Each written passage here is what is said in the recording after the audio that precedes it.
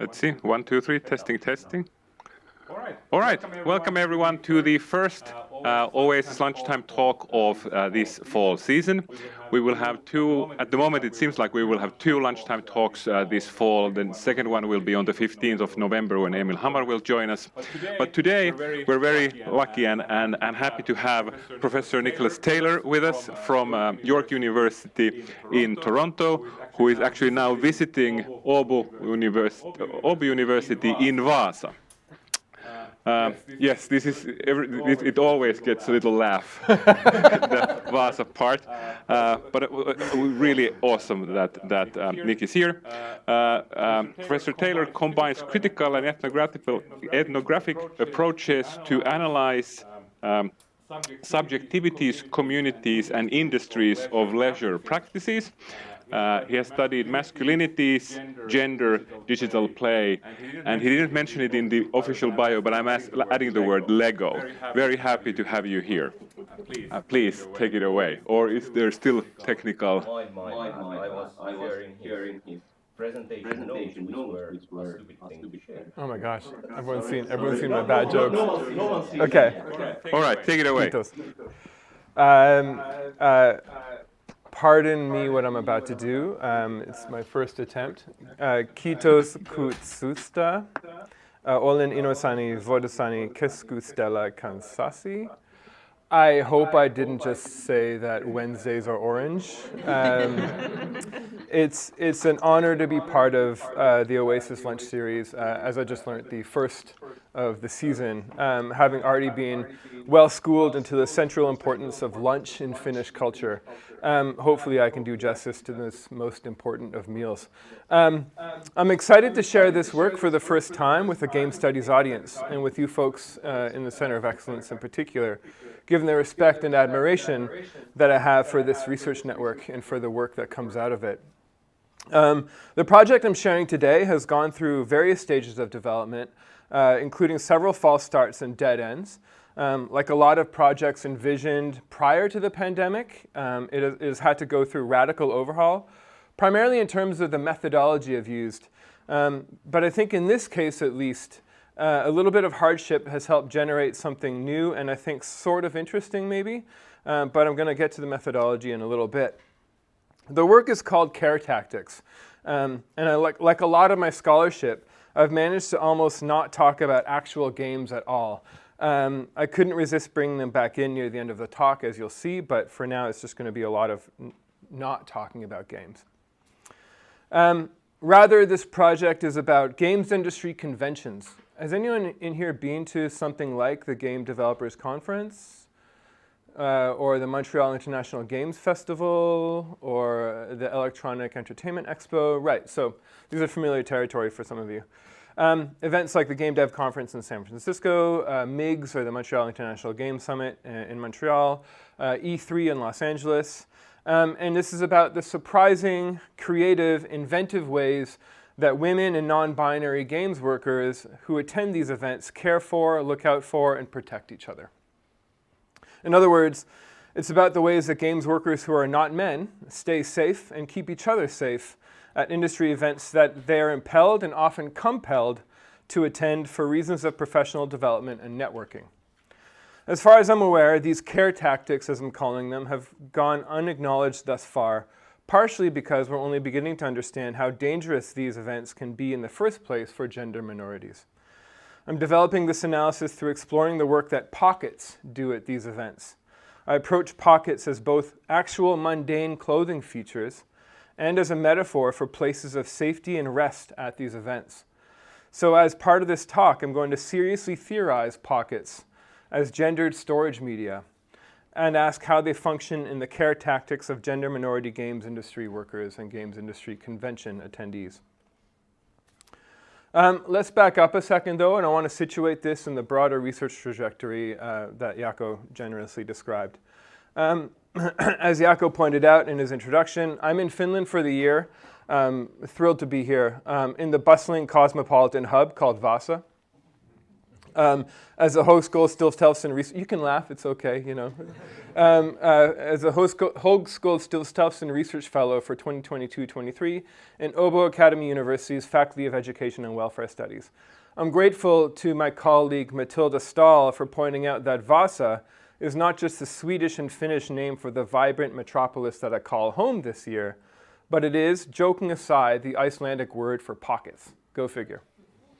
The project I'm discussing today considers the ways that social media, which I understand as systems of connection, both digital and material, are used to create pockets of safety and care by and for marginalized and underrepresented participants at games industry conventions. These are events which are often mandatory for career-minded games workers, but which are markedly unsafe for women and gender minorities. This project builds on and extends the broader trajectory of my work so far, which is to illuminate the conditions of participation and belonging in network media cultures, with a specific, though not exclusive, focus on esports and competitive gaming.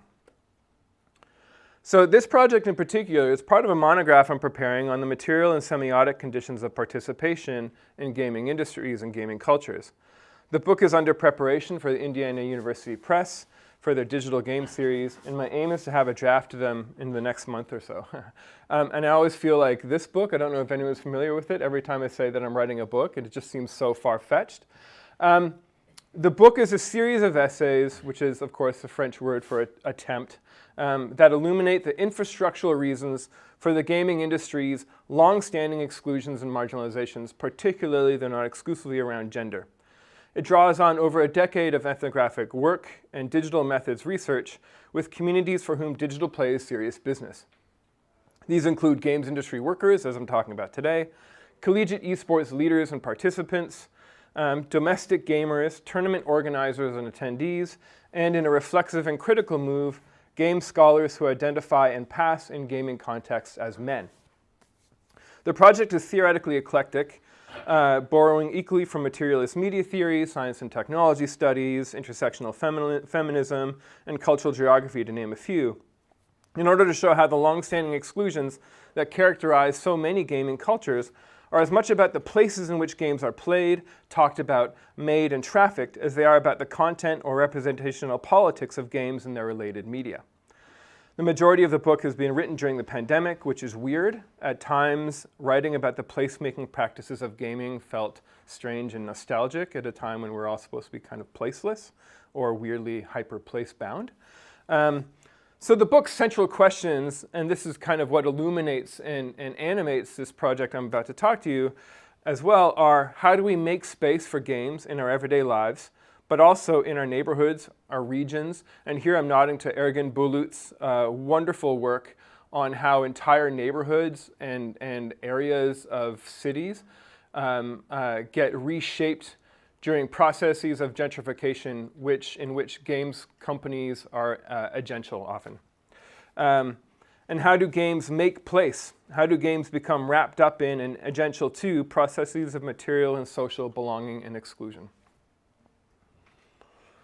So as my organizing framework for the book as a whole, I'm drawing on media philosopher Bernard Siegert's concept of cultural techniques. The term he develops as a means of accounting for both the material and symbolic dimensions of communication technologies. A cultural technique is a concretization of semiotic and material practices into durable systems. Not only are cultural techniques always both material and discursive, representational and real, but they are fundamentally engaged in the production of categories and differences and people. So each chapter in the book builds on an analysis of a particular site or place, approaching it as an arrangement of media artifacts, bodies, discourses, and material contexts related to the production of gaming culture, industries, and attendant inequalities. And each chapter plays with a different geometric shape, developing it from a motif into something more than a metaphor, a diagram of power, if we want to put on our Michel Foucault hats, for who belongs in games industries and who reaps the rewards of these culturally and economically agential media systems. For instance, in my chapter on collegiate or university-based esports, I borrow extensively from Riyanka Singh's intersectional feminist work on platforms as both digital and material systems of elevation, connection, and visibility, with all of the racialized and gendered logics that this connection entails. I consider how contemporary neoliberal universities, themselves operating as platforms, are investing heavily in esports as a way to bolster their profile as powerhouses of technocratic education and knowledge production. At the core of how they mobilize and think about esports, often at the expense of economically underperforming programs and resources, is all this rich stuff in the US about how they're slashing humanities programs and building esports arenas. And oftentimes the logic is that crass and that bare. So at the core of this kind of boosterism for collegiate esports is the proliferation of a really limiting and reductionist model of esports as young men who are really good at computers. This is instead of, say, a more robust and media-centered theorization and enactment of esports that we get from someone like Emma Witkowski, for instance, that recognizes the status of esports as a multifaceted form of cultural production, not just of playing computer games, but also event planning, broadcasting, editing, and so on and so forth, that might have more in common with social media platforms than just computer games, for instance. But what I want to focus on here specifically is my chapter on pockets, which considers games industry conventions, again, such as MIGS in Montreal, the GDC in San Francisco, and closer to my former home in North Carolina, the East Coast Games Conference in Raleigh. These events are where the games industry engages its various stakeholders, right? Its publics, including journalists, fans, industry professionals, certainly academics, investors, in a 3 to 5 day blitz of media attention, knowledge sharing, and networking. These are, in other words, public relations events. The project looks at why pockets are so necessary for marginalized participants and attendees at these events, and it considers the many meanings and forms pockets can take at these massive industry gatherings. In doing so, it recenters questions of storage and the politics of storage back into our accounts of games and gaming technologies, and not just as a technical problem, but also as a very human one. The cultural and political context for this work, as you can see from this slide, is the persistent state of public relations crisis that the games industry finds itself. The steady stream of sexual harassment allegations and reports of hostile work environments leveraged against studios both large and small, and the vociferous reactions by disgruntled gamers in what has now been dubbed the manosphere against any and all efforts at addressing the exclusions that characterize these sites of intensive gameplay and game production. What I've included here are just a smattering of the PR crises in the games industry over the past 10 years, in which the games industry and its public relations machine seem, or at least act, perpetually surprised by repeated instances of workplace misogyny and other forms of gender and race-based harassment and exploitation, despite decades of cultivating and rewarding aggressive cultural gatekeeping against women and gender minorities. In comparison to this steady stream of attention to the abuse and harassment in gaming communities and games workplaces, relatively little has been said about the threats games industry conventions pose to the safety and security of attendees. Again, particularly attendees from historically marginalized backgrounds. And yet these are events that are widely acknowledged by games industry professionals, journalists, industry insiders, and so on to be indispensable, even mandatory, for career-minded games workers. They are also exorbitantly priced, such that participation is often funded by one's employer, adding a further layer of obligation. On this slide are a couple of such stories, both regarding the Game Developer Conference in San Francisco, which is, of course, the industry convention, at least in North America, for networking and professional mobility. The first is an article concerning a minor firestorm that erupted in 2016 over a Microsoft Xbox after party. After parties are a big thing at GDC. If you don't know, then you're not supposed to know. Featuring scantily clad go-go dancers, right? The second is an excellent non-academic piece on the culture of alcohol consumption at GDC by game scholar Malian Butt, who I think is one of Tom Apperly's former students, right? Dr. Butt, thank you, yeah. Moscone is the name of the actual convention center that hosts GDC.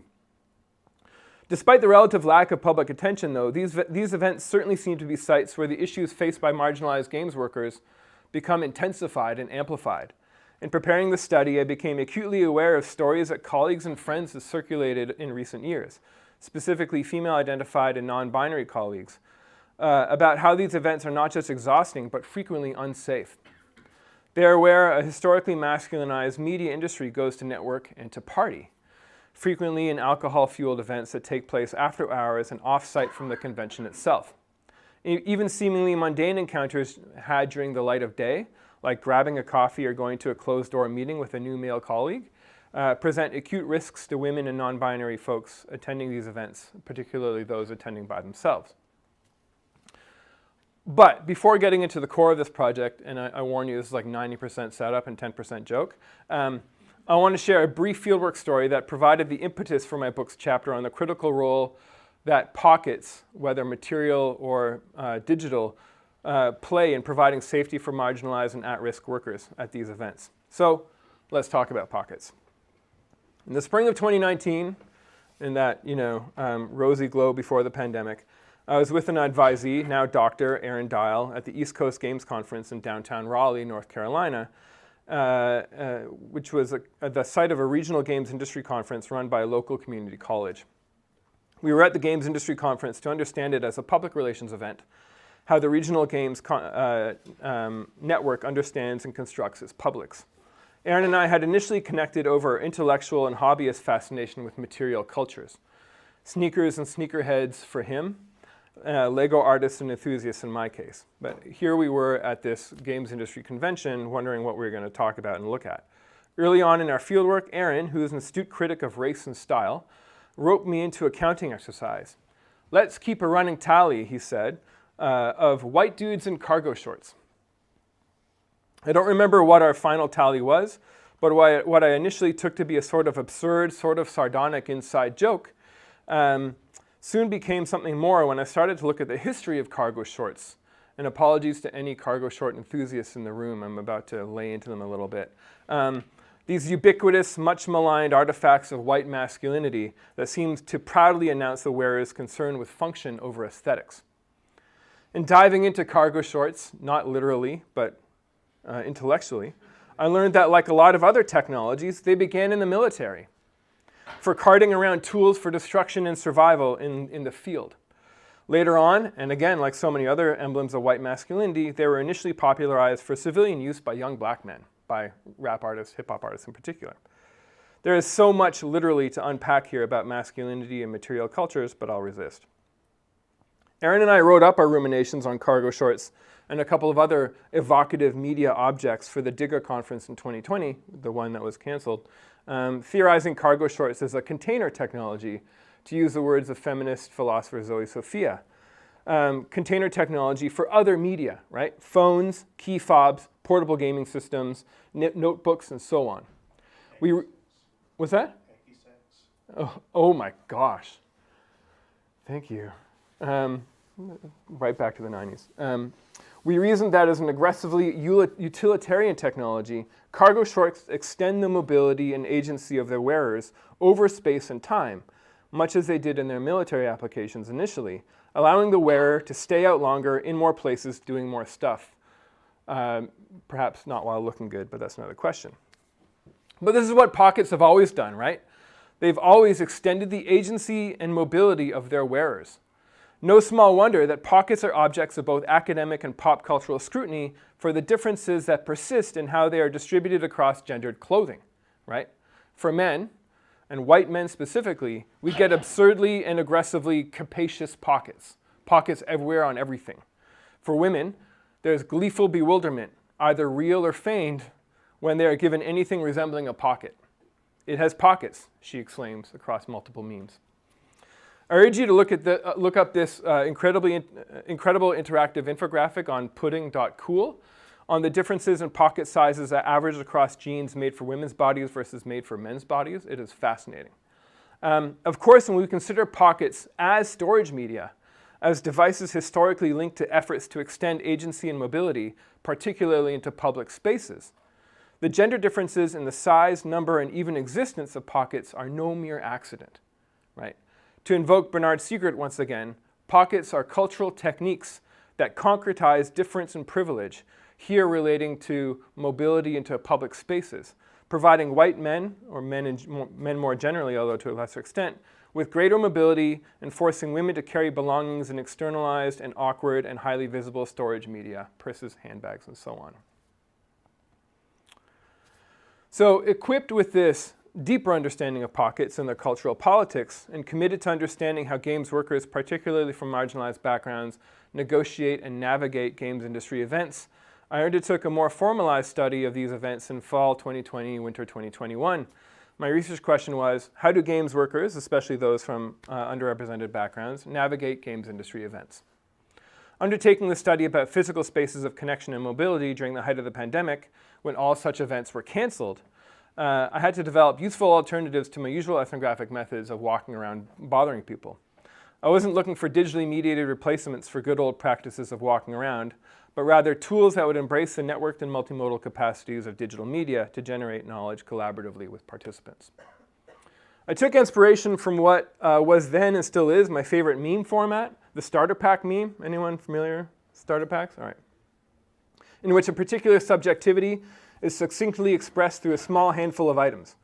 White American suburban dad, for instance, the starter pack usually involves some combination of glaringly white New Balance sneakers, wraparound sunglasses, jean shorts or cargo shorts, and a ride lawnmower. I'm aware of the racial, gendered, and class shortcuts these memes take, as Jordan Eschler and Amanda Menking allude to in this quotation and in their longer piece on examining social identity work and starter pack memes. But it turns out that starter packs can function very well when used as reflexive devices to get people thinking about their own experiences in a given cultural domain. So I fully embrace the expressive power of this meme, and it afforded me a chance to indulge my own growing scholarly fascination with wearable storage media, because of course a starter pack is also a container technology. Packs and pockets share the same etymology. I developed a Qualtrics survey which I sent out on academic listservs to games industry colleagues and on games industry forums. The criteria for participation was whether you've been to the games industry convention, a games industry convention in the last 5 years, and or are still in the games industry. The survey asked for some basic demographic and professional information, and then it invited participants to create a starter pack for their games industry convention. The question was, what 4 things would you bring with you in order to have a successful time at a games industry convention? They were asked to either upload anonymized images of their own artifacts, or more popularly, to just link generic images from the internet, right? Stock photos. And of course, stock photos, if you're familiar with starter packs, stock photos are the kind of glorified, messy content of starter packs 90% of the time. I'm calling this a memetic method because it appropriates a commonly circulated meme as a data collection mechanism. So I'm not studying memes, rather I'm studying with memes. And one that, moreover, engages participants in reflexive knowledge building and knowledge sharing. With the survey I sent out, though, I didn't get many responses, about 30 in total, 20 of which were complete and usable. But the aim wasn't to get a large sample. I wasn't looking for generalizability here. What I was after were participants who wanted to do a follow-up interview with me, where I could sit down with them remotely over Zoom or FaceTime, and following the photo voice method of data collection, ask them to walk me through their starter pack, explaining the significance of each of the 4 objects they chose. I engaged 8 participants in these conversational, semi-structured interviews, 6 women, 1 non-binary individual, and 1 man. All were located and employed in Canada or the United States, and in keeping with the North American games industry demographics overall, almost all of them were white, and most were games industry workers with, at the time, between 5 to 7 years experience. What I found when analyzing the starter packs themselves was the frequent appearance of certain key items: phone chargers, water bottles, business cards. This is perhaps unsurprising, and this pattern got more nuanced when I undertook the interviews, where I was able to discuss the contents of the starter pack with 8 different respondents. The younger women and 1 non-binary individual I spoke with often shared some of the same contents as other interviewees' starter packs, but the uses they put these artifacts to were drastically different than others. These differences might be best characterized in terms offered by Michel de Certeau: strategic uses of technologies found in the starter pack versus tactical uses. Following de Certeau, strategies are those techniques of governance used by the state or by institutions or on their behalf to circumscribe or guide the actions of individuals, right? Whereas tactics are techniques used by individuals or small groups to navigate, circumvent, or simply survive conditions that are made inhospitable or unsustainable by the state or by institutions. So strategic uses of starter pack items are those uses we might expect from savvy networkers whose overriding concern is with amassing social capital and accumulating connections with other games industry professionals while at GDC or the East Coast Games Conference or E3. Tactical uses of those same starter pack items involve often surprising, or at least surprising to me, instances of deploying technologies as a means of shielding oneself, of disconnecting, of often deliberately cutting oneself off from networking opportunities in order to stay safe or keep other women and non-binary workers safe while there. I think the business card offers the best example here. The business card you can think of as a kind of paradigmatic, if analog, material social medium. Exemplifies the stark distinction between strategic uses of communication technologies at these events versus tactical uses. Look at the description of business cards on the left by one games industry professional with decades of experience. She's using the Game Developers Conference in the ways its organizers intend: to increase connections, increase value for her personal brand, and provide value incidentally to other platforms such as LinkedIn. Interviewees 2 and 5, both younger women who are part of an explicitly feminist community of games industry professionals, describe their uses of business cards quite differently. For them, business cards are tactical media for disconnection and avoidance. For interviewee 2, a feminist games community organizer, providing a business card is a polite way of breaking off an uncomfortable or unwanted discussion. As a woman at these events, she said, you can never be rude.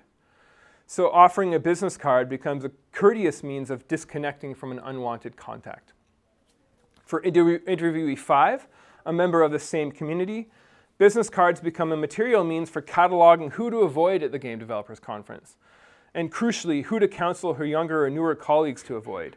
She describes her collection of business cards as a Rolodex of sketchy people, a kind of non-digital anti-LinkedIn, a tactic for avoiding harm in a context built for hyper-connective strategies.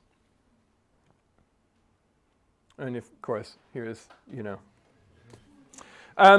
now moving on from material media to digital media found in their backpacks or starter packs.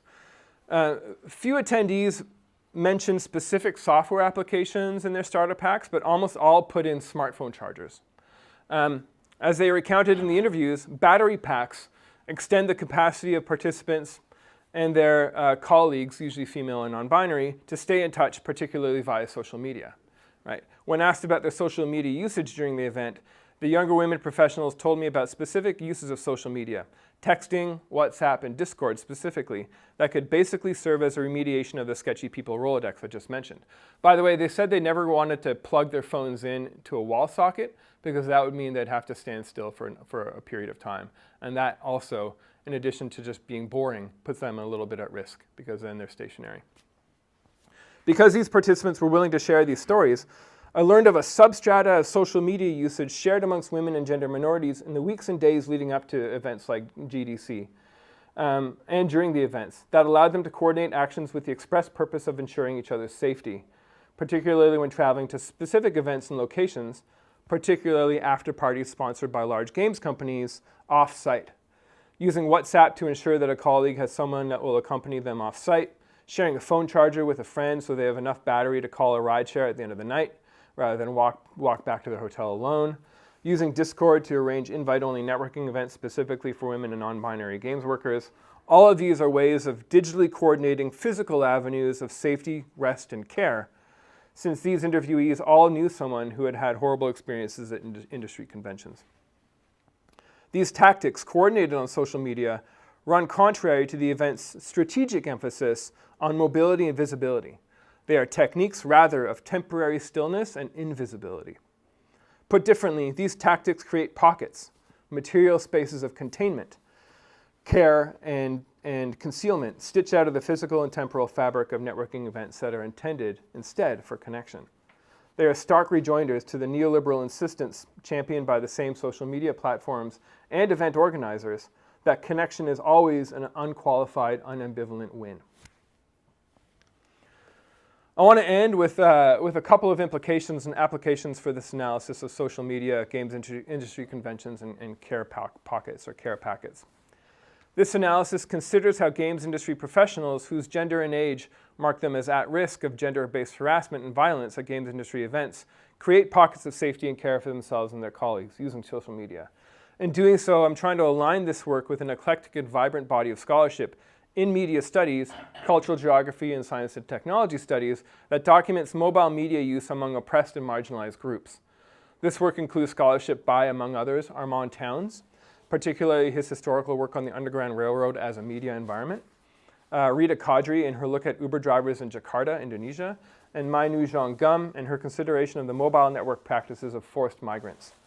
As with these scholars, my work considers how social media are used to coordinate the embodied actions of people who face acute threat from normative infrastructural arrangements. But where these works look at the activities of people who are often radically dislocated and precarious, escaped slaves in the pre-Civil War American South, forced migrants, rideshare workers, my work looks at the survival tactics required of game industry workers at events characterized by an excess of capital, technology, and connection. In looking at these tactics of safety and concealment during events of unsafe connection and visibility, my aim is to contribute something vital to the important literature on the mechanisms of marginalization and belonging in the games industry, some of the best of which comes from Alison Harvey and her colleagues back in Canada. Oops. Where are we? My work shows just how much preparation, planning, and certainly packing it takes for workers from marginalized backgrounds to stay safe at games industry events, and how situated, embodied, and fraught this work of attending a networking conference actually is for many of us. Now, a further application of this work is to encourage us as game scholars to attend to issues of storage and safety, and to add these considerations to the growing intersection between game studies scholarship and the mobilities turn in media studies and cultural geography. Here I'm explicitly taking up not only feminist cultural geography Doreen Massey, but also theorist Zoe Sophia's call to balance our fascination with speed and mobility with an attention to the less visible and frequently feminized and utterly indispensable work of containing and preserving that goes on into and through our media environments. So the question I'm offering here is, what if we offered accounts of gaming and other related forms of media practice that center not just mobility and transportation, but also questions of storage and the politics of storage? Storage is often approached by media scholars and data industry professionals alike as a technical problem, solvable by more resource-draining server farms, intensified planned obsolescence of our devices as we upgrade to newer, bigger, faster hard drives, more exacting logistics to move data and goods in and out of storage, and so on. But my analysis, I think, invites us to consider media storage as a human and embodied problem as well. So let's look at the problematic pull of games industry events and their toxic underbellies from the perspective of storage. In the first instance, maybe we can consider hit AAA games with vast open worlds like Skyrim, The Division 2, and Breath of the Wild as cargo short simulators. Experiences of fantastic, unfettered mobility afforded through the playable character's absurd storage capacities, and directed as are cargo shorts at young white men primarily. Often the only constraints on mobility in these games is literally the size of the character's inventory. Consider how Bethesda games like Fallout and Skyrim, for instance, slow the character down when they're overburdened. You can only carry 100 pieces of leather armor, not 101, but also offer player-created mods that extend, break, or fix these storage systems. And these mods are often the first to come on the scene after pornographic mods. Consider as well how much of the play in these games involves sorting, discarding, selling, and processing items, moving through your inventory management, moving things in and out of storage while the world sometimes literally holds its breath. In this way, the algorithmically generated infinity of worlds of, say, No Man's Sky becomes just a nice backdrop to the real work of sorting and storing everything the player picks up. Look at it from the perspective of storage and mobility. The question these games pose is this: what will you take with you to survive? For some, this question is one that shapes their everyday experiences, right? I think of my partner, who when we were living in the US, never walked alone without clutching her keys in her pocket with the keys jutting out between her fingers in case someone attacked her, right? So she could use the keys as a kind of brass knuckles. And she never walked alone at night. This question, what will you take with you to survive, is at its most fantastical for those players who have long been the core gaming demographic. White dudes for whom experiences of mobility are rarely problematized in their everyday lives, and for whom questions of storage are most often about convenience rather than safety and survival. This is why I call these games cargo short simulators only half playfully. Because like cargo shorts, they flaunt experiences of unfettered mobility and storage. They are made for players for whom the connections between safety, storage, and mobility are primarily fantastical and ludic, not everyday. No surprise then that these are the games that are the biggest draws often at games industry conventions like the Game Developers Conference and the Electronic Entertainment Expo. These sites are where the publishers of cargo short simulators like Ubisoft, Activision, Blizzard, and Rockstar, studios notorious for their mistreatment of employees, send their employees to help pitch these games.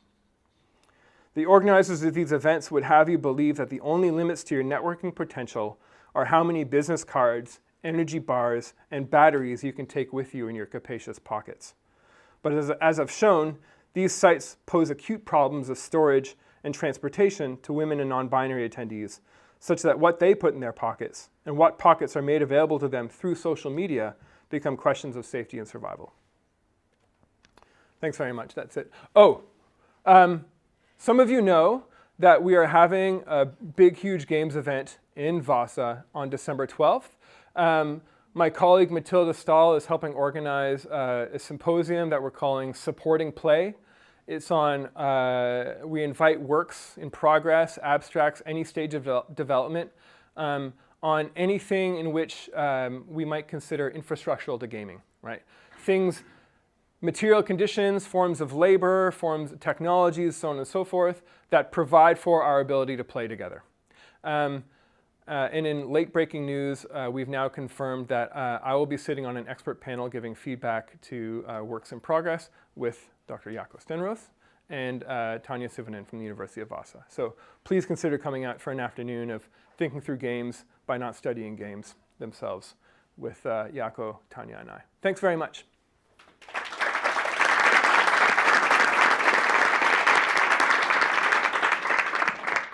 Thank you so much. Do we have questions from the audience? All right. I'll try not to aim. Oh.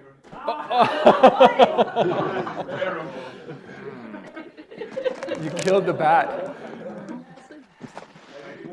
Yeah, it's true. I heard it. We all heard it. Oh, okay. So it is possibly still working.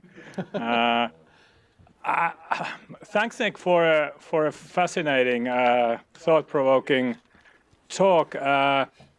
I got many questions, but I mean, like, one of the things I sort of like started to think when you were talking about pockets, that I'm actually wearing pants that have pockets inside pockets. And that sort of like direct me to think about the sort of like the method with the starter packs, because I believe that at least partly they can also be a sort of like more of a sort of like a performative act. Yeah. So I'm sort of like thinking now that what are we hiding in the pockets inside pockets? And this is just like thinking very practically now here. If I was attending a games event or even an academic conference, I'd maybe, I don't know, like I'd hide painkillers were mentioned. I'd probably not mention that to my students. Maybe need one in the morning, but yeah. Or maybe, I don't know, like some mundane things like cigarettes. I wouldn't probably talk to my kids about like, okay, I need a package, so stuff like that. So I mean, like I don't know if you sort of like understand at all what I'm sort of thinking here, but I'm also thinking that how do we sort of like or tell me a bit about the sort of like the method. You start with those things people send you, but then when talking to them, are they hiding something? Probably. I mean, so what we did was I circulated the survey. At the end of the survey, the survey asked them to upload pictures of the 4 things they would include in the starter pack. I'm assuming that there is a performative element to that, right? As there is in all qualitative research all the time, forever, right? That it's not just about telling me who they are, it's about telling me who they think I think they want to be, right? And And so yeah, there is a performative element there, but that's part of the game, right? That's part of you acknowledge that as part of as a condition of data collection. But then we sat down. The survey had a checkbox at the end where you could fill in your email address to say, I want to be contacted for a follow-up interview. And so that's when I said, okay, let's I sent them a copy of their survey again. Said, here are the 4 objects you chose. Tell me about the 4 objects. And that's when, I imagine that people that didn't fill out the survey earnestly or seriously didn't take me up on the offer to do an intake interview after, because the interviews were pretty frank and oftentimes difficult. And I kind of had to make sure to kind of practice ongoing consent for participating in the interview with them, because there was some triggering stuff. So they could have been keeping stuff from me. That always happens, but that's their right. If that makes sense. Yeah, sure. And it's just like so when someone sort of like walks us through how you sort of like think these things. Yeah. That helps a lot. Yeah, good. Okay, thank you. I'd encourage, if anyone else wants to try out this method, it's a lot of fun. It's super fun having participants make memes about themselves, right? And then talking them. You run the risk of kind of killing the joke by talking about it, but I think it's very productive, right? To kind of take a format that they understand and engage with on a regular basis and turn that into a reflexive device for collaborative meaning making. Some of our courses have weekly meme making tasks, but I'll give it to Hanne. Yeah.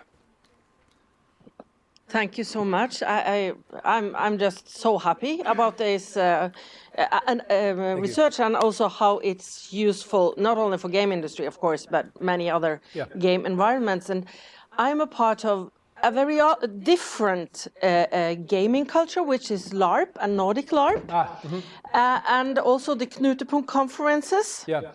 And they are like not have underrepresented like with women, and there's a lot of other genders and but still exact the same techniques. Even if they are set very egalitarian, but we have LARP Women Unite World, LARP Women Unite Sweden, Norway, and we use all these things, preparing. People are saying, I'm there if you need me. We have numbers on our cell phones. We mark which people are unsafe. And this is in a very egalitarian and presumably very liberal and inclusive environment. And it's exactly the same. So I'm thinking, do you have something, because you were very like, they're marginalized, they're like underrepresented, but still it's happening in other kind of spaces, and I'm wondering about that. That's, thank you for sharing that, and thanks for your response. Yeah, I mean, this is really my first time sharing this work in public, so I think I anticipated something like, oh yeah, this happens all the time, duh, from female-identified folks, and maybe a little more surprise from folks like me who before this never had to worry about it or think about it. But I've got a student back in North Carolina studying cosplay conventions, and I'd be really curious to see if this resonates with them too, right? I think this is just the conditions of navigating the world while not a man. Right? So I think I'm not sure, you're right, I kept on kind of harping on the kind of the exclusions that are rife in the gaming industry, but I should be mindful of the fact that it's not specific to the games industry, even if, these conventions themselves are. Thank you. Yeah.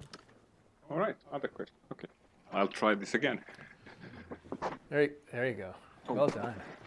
Okay, so thanks for the talk. I hope that this isn't too far-fetched, but I was thinking about asking you if you have looked into EDC, sort of everyday carry, sort of like typically men figuring out a set of equipment including like concealed carry weapons, knives, or medical equipment, and that as both kind of strategic and tactical, Yeah. and also game-like, since you're forming a worldview where you could be the player to interact with threats or whatever, EDC. That is phenomenal. I mean, Yeah. because that just like slides us right into like prepperism, like. Yeah, I think it's sort of a subgroup of that. Yeah, thinking. yeah, and kind of there. I think it's really interesting, like to think through masculinist fantasies of a world gone hostile, and compare that to everyday accounts of people for whom the world is already an unsafe place, right? Yeah. Because this just sounds like they're like cosplaying Fallout a little bit. Yeah, pretty much. Yeah. That's fascinating. Thank you. Yeah. Can you can we connect and you can share the? Yeah, sure. Okay, thank you. That'd be Yeah. awesome. Thanks. Yeah. Cool. Thanks. Cool and not cool? Yeah. Like, Oh yeah. Working on it. You've been talking about pockets and the games like Breath of the Wild that were basically designed for people who know what it's like to have huge pockets. And I was wondering, has there been any attempt to sort of, make a game that sort of allows people like me, who I guess are used to having large pockets in that sense, to experience what it's like not to have large pockets or to have none at all? Is there any, it would be great to experience that through an art game to get Yeah. a sense of what it's actually like. No pocket simulator? Yeah, something along those lines. Like just put on a dress. Do you know anything like that? I think there should be a zero pockets LARP. Okay. Thank you. Thanks. That's fascinating. But to your question, like to your point, it's kind of telling to me, and kind of like when I realized that maybe I was onto something here, when you consider, like again, I'm not talking about games, clearly, right? I sneak games in at the end, but it's telling that I play a lot of these open world simulators. I love them even as I kind of can't stand them. But it's funny that when they're modded, right? Oftentimes, like inventory systems are the first things to be modded, right? And then when they go survival mode, then that they're mimicking real life when they cut down on storage, but usually in very arbitrary and still insanely capacious ways, right? Yeah, thank you. Yeah, well, thanks for the presentation. Of the many things that I put notes, I was thinking if you consider not only pockets, but also layering. And also how those layers, they have pockets, because sometimes you can use some kind of pieces of clothes to layer yourself and maybe camouflage yourself through environments. Yes. And this camouflage also have pockets. Right. That's. I'm so glad you said that, because one of the kind of frequent things that I didn't talk about, right? There's ways I can kind of take this into very kind of feminist McLuhanian territory, and I could talk about hoodies, right? Hoodies are kind of, we're talked about as a disguise by a lot of the participants, right? That you wear a hoodie, A, because it's actually a garment that usually has pockets, but B, because it's, for academics who attend these things in particular and who have to be kind of schooled out of not wearing business casual, right? A hoodie and jeans is like game developer uniform, right? So you blend in by donning a hoodie, and it also is utilitarian. So I think that you're absolutely correct there. And also just, hides body odor. Okay, we have one question from online. Ooh.